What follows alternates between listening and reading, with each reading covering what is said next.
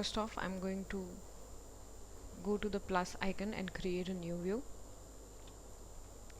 So first off, suppose I want to show the average monthly salary per team. So I'm going to select team as the dimension and the monthly salary as a measure. And I'm also going to change its aggregation type to mean, since we are showing average monthly salary. And I'm going to change the name of this view accordingly.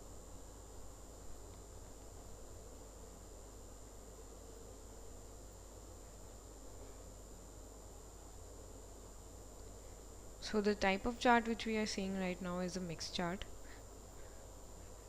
and this is a column stack chart. When we click on the properties tab, we get the properties for the selected chart. So now suppose if I wish to compare the offered CTC versus the previous CTC for each team, I'm going to drag and drop those measures. And now when I go to the charts, I have different type of settings for each chart. So these are the different properties for each chart. This is the style, where we have the cluster, stack or stack percentage style. We can enable or disable slider, which shows up at the bottom of each view. We can show or hide data labels, and so on. We have a set of properties for each chart. Moving ahead, we have line chart, and again we can check out its properties from here.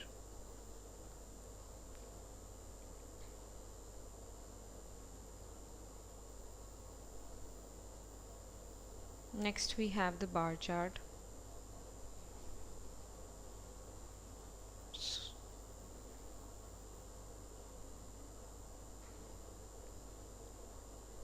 This is the bubble chart.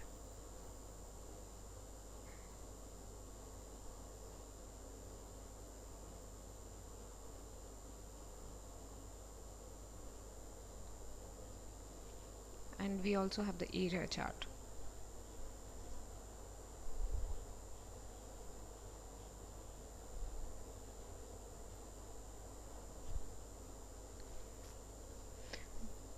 We also have a view filter property over here, from where we can choose any selected field.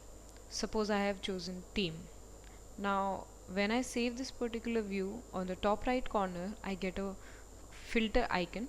So from this icon I can select the team, since we have chosen team as our view filter field, and I can select any particular team to get the data filtered for those particular teams only.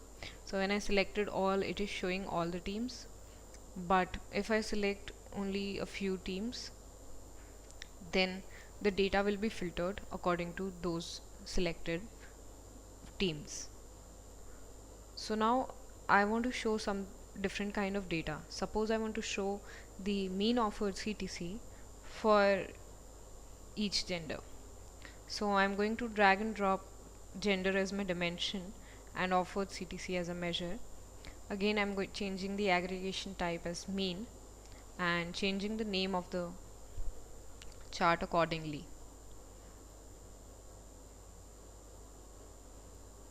So now in order to show this particular type of data, the pie is a more suitable chart.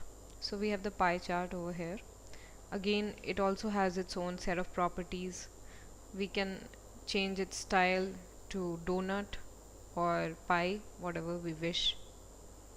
And it also has the format type options for the axis formatting, where we can choose the type of values we want to see.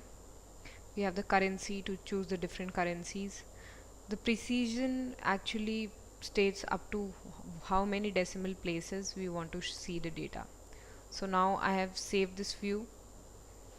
I'm changing its size. Now the next type of data which I want to show is the experience for every designation.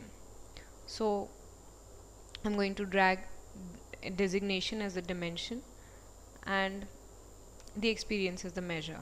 So since I've chosen a tree map for this type of data, it has automatically gone to the slicer.